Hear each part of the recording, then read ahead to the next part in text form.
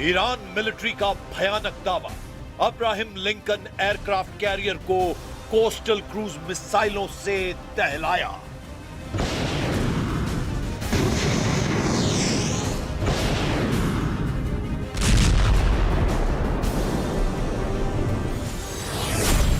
Israel पर हर एक घंटे में 10 मिसाइलों के धमाके करने लगा ईरान।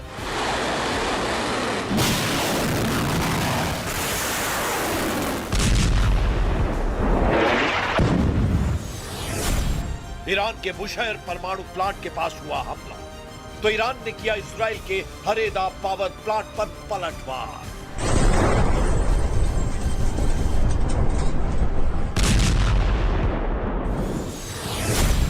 ईरान के रास्ते में पाकिस्तानी जहाज सेलन ने घुसने की जुर्रत की तो रेवोल्यूशनरी लड़ाकों ने दौड़ाकर हॉर्मुज से खदेड़ दिया है।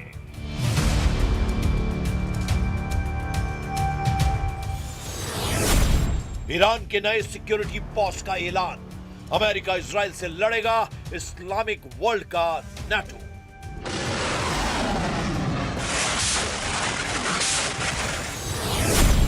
नेतन्याहू के ग्रेटर इजराइल में लेबनान का 10% खाड़ी के 7 देश पर कब्जा प्लान एक्टिव।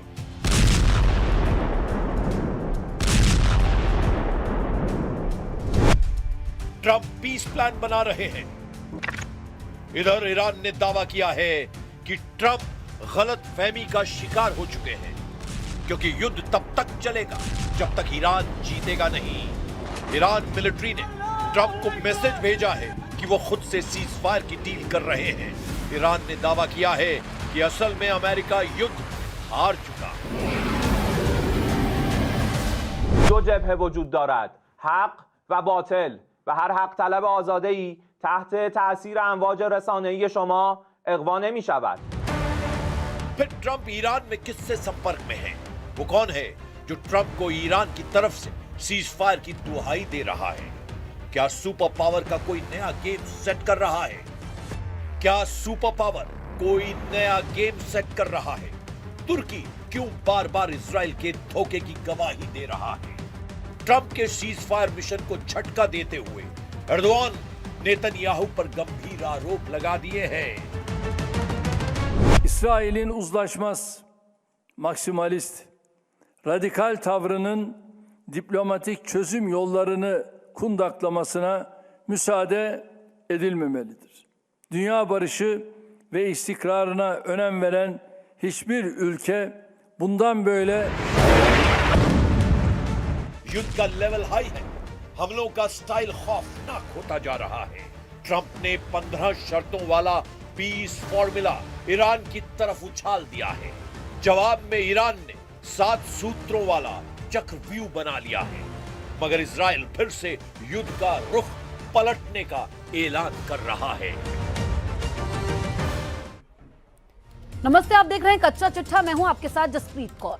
ईरान के सीज फायर प्रस्ताव ठुकराने से भड़के ट्रंप ने सबसे भयानक बमबारी के ऑर्डर दे दिए हैं, जिसके बाद तेहरान के बाजार पुलिस मुख्यालय को बारूदी धमाकों से उड़ा दिया गया है। इधर ईरान ने इजराइल के सभी एयर डिफेंस सिस्टम को चीरकर भारी तबाही मचाई है। ईरान ने हर घंटे 10 मिसाइलों को लॉन्च करना शुरू कर दिया है। ईरान ने दावा किया है कि कोस्टल क्रूज मिसाइल से ट्रंप के जंगी बेड़े लिंकन पर हमला किया गया है।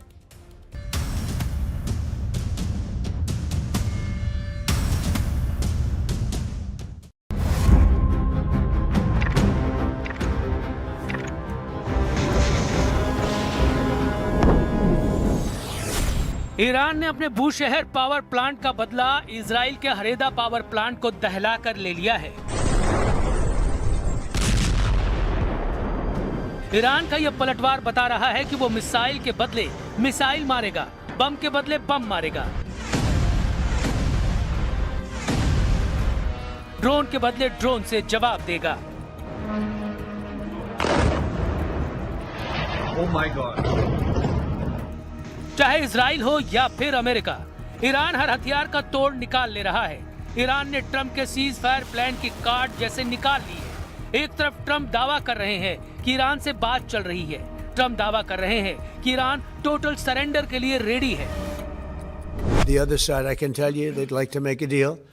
And who wouldn't if you were there? Look, their Navy's gone, their Air Force is gone, their communications are gone. That's the biggest problem. It's very hard to communicate. लेकिन Iran military और leadership Trump से ठीक अलग बयान दे रही है। Iran के supreme leader ने ट्रम्प से समझौते से साफ इनकार कर दिया है।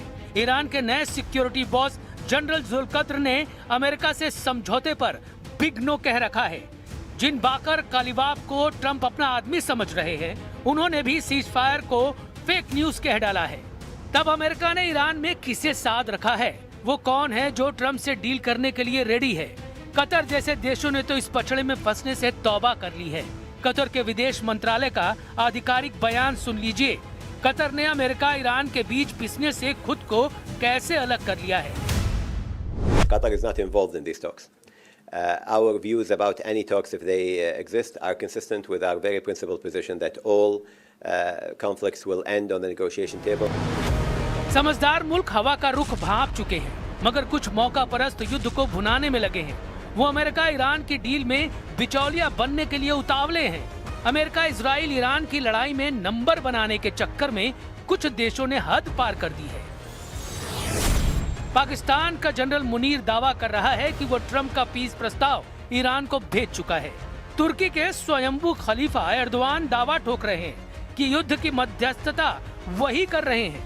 रूस ने कहा है कि ट्रम्प के 15 शर्तों वाले प्रस्ताव की रिपोर्ट भरोसे लायक नहीं है। Такого рода информацию иранские наши друзья нам не передавали. Это первое. Второе. Мы не знаем, насколько достоверны все эти сообщения. रूस की बातें ईरानी मिलिट्री से मेल खाती हैं, जिसने जानकारी दी है कि उसकी सीज फायर पर किसी से कोई बात नहीं हो रही है। इजराइल ने भी युद्ध को रोकने का कोई सिग्नल नहीं दिया है।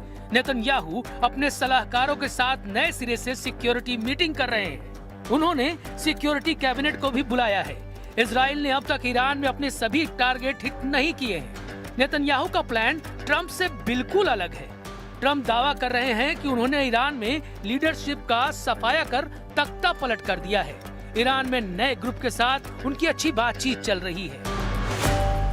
We have really regime change. You know, this is a change in the regime because the leaders are all very different than the ones that we started off with that created all those problems. So this was, I think we can say, Jason, this is regime change.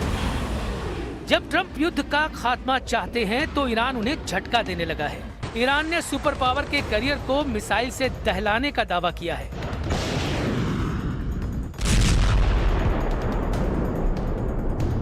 Iran ने coastal cruise missile से linker career को निशाना बनाने का ऐलान किया है।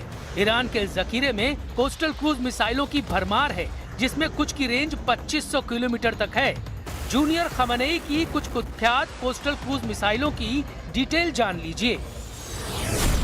Iran revolutionary guard के navy Abu Mahdi coastal cruise missile से लैस है, जिसकी रेंज 2500 किलोमीटर तक है। ईरान नेवी के पास होवेजे क्रूज मिसाइल है, जो सतह से सतह पर सभी मौसम में हमला करती है। ईरान की सोमार लंबी दूरी की क्रूज मिसाइल है, जो जमीनी टारगेट को निशाना बनाती है। इसके साथ राद, नस्र 1 और कौसर ईरान की बदनाम कोस्टल क्रूज मिसाइलें हैं। समंदर से जमीन पर चलिए, ये इराक में ट्रम्प का विक्ट्री कैंप है। ईरान समर्थक लड़ाकों ने सुपर पावर के विक्ट्री कैंप को धुआं कर रखा है। ड्रोन कैमरे से ली गई तस्वीरों में ट्रम्प के मिलिट्री कैंप पर बम धमाके साफ देखे जा सकते हैं। बगदाद एयरपोर्ट के करीब यह हमला हुआ है, जहां अमेरिका का ग्रीन जोन है। मतलब इराक में ईरान समर्थक लड़ाकों ने सुपर पावर को घेर कर मारना शुरू कर दिया है। ईरान ने अमेरिका की तरह इजराइल पर भयानक हमले तेज कर दिए हैं। इस्लामिक रेवोल्यूशनरी गार्ड कोर्प्स ने बताया कि सिर्फ 24 मार्च की रात को ही 220 मिसाइलें एक साथ इजराइल पर दागी गई। मतलब ये कि ईरान ने हर घंटे औसतन इजराइल पर 10 मिसाइलों की बौछार की है। वहीं इजराइल डिफेंस फोर्सेस के मुताबिक इजराइल के मल्टीलेयर एयर डिफेंस सिस्टम ने ईरान की 70% मिसाइलों को हवा में मार गिराया है। बावजूद इसके आयरन डोम, एरो सिस्टम और डेविड स्लिंग को चीरकर 30% मिसाइलों ने इजराइल को भारी नुकसान पहुंचाया है। ईरान अब फत्ताह 2, सेज्जिल, इमाद और खुर्रम शहर 4 मिसाइलों का इस्तेमाल ज्यादा कर रहा है। इनमें कुछ मिसाइलों में क्लस्टर वॉरहेड लगे हुए हैं जो भारी तबाही मचा रहे हैं। ईरान के घातक पलटवार शुरू करने के बाद ट्रंप को यूरोप के देशों ने इराक जैसी हार की वार्निंग देनी शुरू कर दी है। स्पेन के प्रधानमंत्री पेड्रो सांचेज ने ईरान वार के साइड इफेक्ट बताकर यूरोप को अलर्ट रहने को कहा है। Puede que este desastre de Irán pase pronto o puede que la pesadilla de Irak se repita, pero en esta ocasión multiplicado por n. युद्ध का खात्मा जल्द हो, इसकी उम्मीद सब लगा रहे हैं। ईरान ने भी सिग्नल दिए हैं कि उसकी शर्तों पर ट्रंप अगर राजी हैं तो युद्ध रुक सकता है, लेकिन ये शर्तें ट्रंप को हजम होंगी इसकी गारंटी नहीं। ईरान चाहता है कि फारस की खाड़ी और पश्चिमी एशिया में सभी अमेरिकी सैन्य ठिकानों को बंद कर अमेरिका वापस लौट जाए। ईरान ने मांग रखी है कि होर्मुज स्ट्रेट से गुजरने वाले सभी कारोबारी जहाजों से टोल टैक्स वसूलने का अधिकार सिर्फ उसके पास रहे। ईरान को युद्ध के दौरान अमेरिका और इजराइल के हमलों से हुए पाई के नुकसान की भरपाई चाहिए। ईरान की ट्रंप से डिमांड है कि उसके ऊपर लगाए गए सभी प्रतिबंध हटाए जाएं। यही नहीं, भविष्य में ईरान के खिलाफ कोई भी युद्ध थोपा नहीं जाए, इसका पुख्ता इंतजाम करना होगा। ईरान ने कहा है कि वो बगैर किसी बातचीत के अपनी बैलिस्टिक मिसाइलों का प्रोडक्शन जारी रखेगा। ईरान ने लेबनान में हिजबुल्लाह के खिलाफ होने वाले इजरायली हमलों को रोकने की भी डिमांड रखी है। सुपर पावर के लिए शर्तों वाली ये हड्डियां हजम करना करीब करीब नामुमकिन है। वहीं ईरान साफ कर चुका है कि वो खाड़ी से इस बार अमेरिका को खदेड़ने के बाद ही रुकेगा। نه خبری از سرمایه گذاری هایتان در منطقه خواهد بود و نه قیمت سابق انرژی و نفت را خواهید دید تا وقتی که بفهمید. ईरान ने इजराइल के परमाणु सिटी डिमोना पर हमला कर खौफनाक इरादों का एहसास कराया है, लेकिन इजराइल ईरान की कसर लेबनान में तबाही मचाकर निकाल रहा है। इजराइल लेबनान के 10% जमीन पर कब्जा कर गाजा जैसी बढ़त बढ़ाना चाह रहा है। लेबनान में ये कामयाबी नेतन्याहू के ग्रेटर इजराइल की तरफ पहला बड़ा पड़ाव साबित हो सकता है, लेकिन इजराइल भी जंग को जल्द खत्म करने के मूड में नहीं। ईरान के खिलाफ ग्राउंड ऑपरेशन शुरू करने के पहले सिग्नल मिल गए हैं। डोनाल्ड ट्रंप ने कह दिया है कि वो अब सीजफायर नहीं करेंगे क्योंकि अमेरिका इस वक्त ईरान पर हावी है। लेकिन एक रिपोर्ट के मुताबिक इस पूरे ऑपरेशन में खाड़ी देश भी शामिल होने जा रहे हैं। ईरान को कुचलने के लिए 4 देशों ने मिलकर कसम खाई है।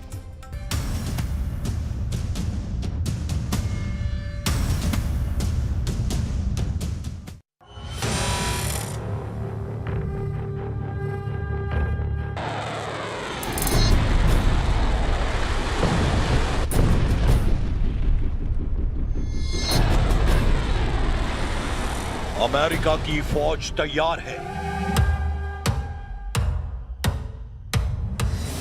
दुनिया की सबसे खतरनाक फोर्स को डोनाल्ड ट्रंप के फैसले का इंतजार है। ईरान पर चढ़ाई करने के लिए 5000 कमांडो किसी भी वक्त हमला कर देंगे।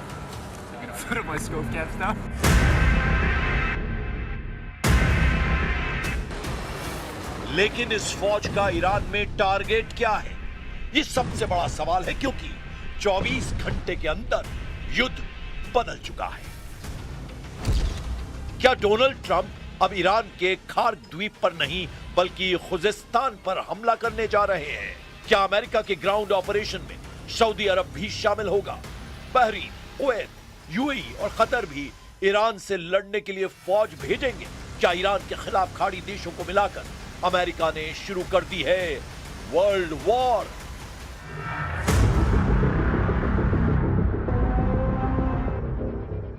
अमेरिका का ग्राउंड ऑपरेशन बहुत बड़ा टारगेट सेट कर चुका है और इसमें खार्क के साथ खुजिस्तान वाले समीकरण ईरान के लिए बहुत खतरनाक साबित हो सकते हैं। खाड़ी देशों में अमेरिकी सैनिकों की मूवमेंट शुरू हो चुकी है। अमेरिका के 5000 कमांडो जब खाड़ी देशों की फौज के साथ ईरान में घुसेंगे तो क्या होगा? यह जानने से पहले खार्क और खुजिस्तान के बारे में बहुत जरूरी बातें समझ लीजिए। मैप पर देखिए, यह है खार्क द्वीप, यह फारस की खाड़ी में है। जबकि मेनलैंड ईरान में ये जगह है खुजेस्तान। इस इलाके में ईरान का बॉर्डर इराक से लगता है। ये दोनों जगह इस वक्त युद्ध के हॉट पॉइंट बने हुए हैं। खार द्वीप पर ईरान के तेल निर्यात का टर्मिनल है। यहीं से उसके 90% तेल का निर्यात होता है, जबकि खार द्वीप से जो तेल निर्यात किया जाता है ईरान के खुजेस्तान प्रांत से निकाला जाता है। खुजेस्तान को ईरान की ऊर्जा राजधानी कहा जाता है। ईरान का 80% तेल खुजेस्तान की जमीन से निकाला जाता है।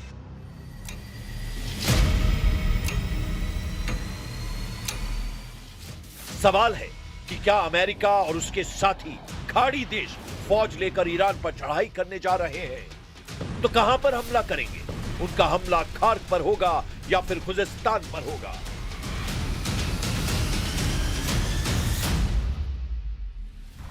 और दोनों मोर्चों में से हमला कहां करना ट्रंप के लिए आसान साबित होगा। अमेरिका की फोर्स खुजेस्तान पर पहले हमला कर सकती है, क्योंकि यह ऐसा इलाका है जहां अमेरिकी सेना को फौज की रसद, सप्लाई और बाकी कम्युनिकेशंस बनाने में कम मुश्किल उठानी पड़ेगी। यह एक समतल इलाका है जहां किसी फौज के लिए ऑपरेशन करना आसान है। लेकिन उससे पहले सवाल कि क्या खाड़ी देश अब अमेरिका के साथ मिलकर ईरान पर चढ़ाई करने जा रहे हैं? अमेरिका और खाड़ी देशों की कोशिश है कि वो इस युद्ध में ईरान के खिलाफ 12,000 सैनिक शुरुआती दौर में उतारें। इनमें सैनिकों से मदद करने के साथ साथ ग्राउंड ऑपरेशन की पूरी फंडिंग ट्रंप ने सऊदी अरब, यूएई, कुवैत, बहरीन और कतर से कराने का फैसला किया है। Well, look, we can have dialogue, but I don't want to do a ceasefire. You know, you don't do a ceasefire when you're literally obliterating the other side. America के साथ खाड़ी देशों का आना पहले मुश्किल नजर आ रहा था, लेकिन अब अमेरिका का मीडिया बता रहा है कि सऊदी अरब ईरान में युद्ध तेज करना चाहता है और इसके लिए क्राउन प्रिंस मोहम्मद बिन सलमान लगातार डोनाल्ड ट्रंप पर दबाव डाल रहे हैं। न्यूयॉर्क टाइम्स की रिपोर्ट है कि सऊदी अरब ने ट्रंप पर दबाव बनाया हुआ है कि युद्ध जारी रखा जाए। क्राउन प्रिंस मोहम्मद बिन सलमान कई बार डोनाल्ड ट्रंप से बात कर चुके हैं। उन्होंने ईरान में सत्ता परिवर्तन तक युद्ध तेज करने के लिए कहा है। सऊदी अरब का साफ मानना है कि ईरान खाड़ी देशों के लिए खतरा है और इस वक्त ईरान को ज्यादा से ज्यादा कमजोर करने की जरूरत है। इसीलिए अमेरिका को अब पीछे नहीं हटना चाहिए। इसीलिए कयास है कि ट्रंप सऊदी अरब और बाकी खाड़ी देशों के कंधे पर रखकर बंदूक चलाना चाहते हैं। वो ईरान के खिलाफ ग्राउंड ऑपरेशन में खाड़ी देशों का इस्तेमाल करेंगे। पहले से ही अमेरिकी सेना सऊदी अरब और बाकी खाड़ी देशों के मिलिट्री बेस का इस्तेमाल कर रही है। ईरान की फौज 6.5 लाख है। इसके अलावा पैरा मिलिट्री फोर्स 2.5 लाख के बराबर है, जबकि ईरान में एक्टिव बसीज फोर्स 20 लाख तक हो सकती है। ईरान ने बता दिया है कि वो नहीं बल्कि उसके दुश्मन इस जंग में झुकेंगे। यानी ईरान का इरादा साफ है कि वो आखिरी दम तक लड़ेगा, चाहे दुश्मन अमेरिका और इजराइल हो या सभी खाड़ी देश जो पहले से अमेरिका की मदद करते आ रहे हैं। वैसे ईरान के खिलाफ खाड़ी देश शामिल हुए तो क्या होगा, क्योंकि इराक पहले ही एक्टिव हो चुका है। इराक में ईरान समर्थित कयातब हिजबुल्लाह ने अमेरिकी अड्डों पर हमले तेज कर दिए हैं। ये एफपीवी ड्रोन अटैक देखिए, कैसे एक क्वाडकॉप्टर एक अमेरिकी अड्डे पर अमेरिकी फौजियों को तलाश रहा है। बाद में जब उसे कुछ नहीं मिलता तो वो अमेरिका के एक ब्लैक हॉक हेलीकॉप्टर से जाकर टकरा जाता है। There is still the risk of escalation if Iran-linked proxy groups mobilize, and by that I mean Hezbollah in Lebanon, Iran-linked militia inside Iraq, and importantly, the Yemen-based Houthi movement that has threatened to attack shipping lanes in the Red Sea and has done so in the past. So we know they have some naval capability that could create disruption. इस युद्ध में तुर्की पर भी सबकी नजर है और Erdogan ने अरब देशों से कहा है कि वो इस युद्ध में शामिल न हों। सऊदी अरब, यूएई और कतर का दौरा करने के बाद तुर्की के विदेश मंत्री को इस बात का एहसास हुआ जबकि ये सभी देश ईरान के खिलाफ युद्ध में उतरने के लिए तैयार हैं। अमेरिका और इजराइल की शुरू की गई इस जंग में अब सऊदी अरब, यूएई और कतर ईरान के खिलाफ नजर आ रहे हैं, जबकि तुर्की का रुख बता रहा है कि एर्दोआन अब मुस्तफा खामनेई के समर्थन में आ गए हैं।